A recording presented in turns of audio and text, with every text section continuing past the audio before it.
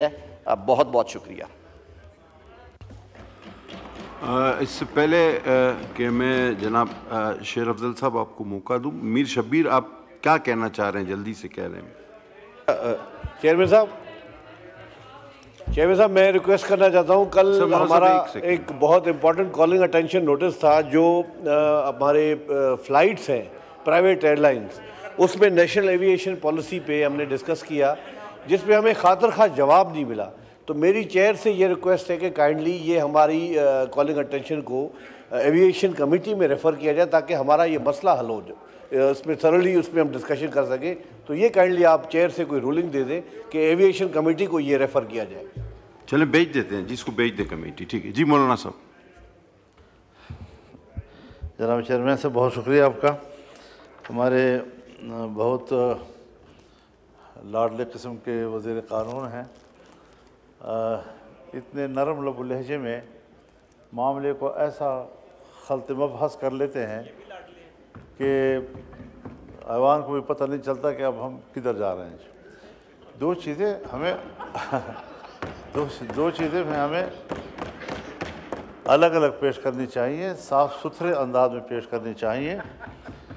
इनका ये फरमाना कि सदर साहब ने जब पहला एतराज़ भेजा तो उसको जॉइंट सेशन में होना चाहिए था, मुझे आपकी इस बात से कोई इख्तलाफ नहीं है। लेकिन जब स्पीकर साहब ने उनको एक आईनी शिक का हवाला देकर लिखा कि इस पर जॉइंट सेशन बुलाने की ज़रूरत नहीं और मैंने वो गलती सीधी कर ली है और आपको भेज रहा हूँ, उसके बाद न सदर ने ये कहा कि नहीं आपकी ये वजाहत काफ़ी नहीं है, नहीं सदर ने ये कहा कि नहीं जॉइंट सेशन बुलाओ।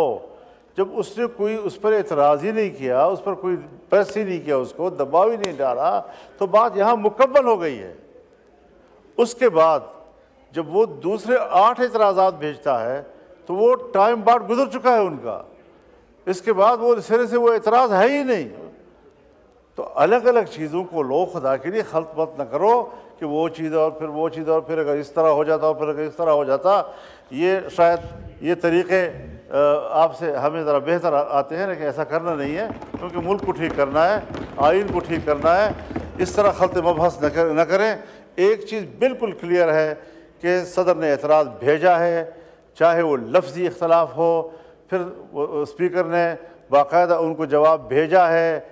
ये तसव्वुर देकर कि इसके लिए किसी किस्म के जॉइंट सेशन की ज़रूरत नहीं है, फिर उन्होंने कबूल किया है, किसी किस्म का ये तासुर नहीं आया कि वो उसको नाकाफ़ी समझते हैं या उसको जॉइंट सेशन में पेश करने की ज़रूरत उनको महसूस करते हैं, लिहाजा वो मामला वहाँ मुकम्मल हो गया है। अब ये जो दूसरी चीज़ आई है, इसको ऐवान में पेश करने का उनको भेजने तक का हक नहीं है, चाहे कि आप उसके लिए जॉइंट सेशन बुलाए उसमें गौर करेंगे। तो एक्ट को एक्ट होने दो।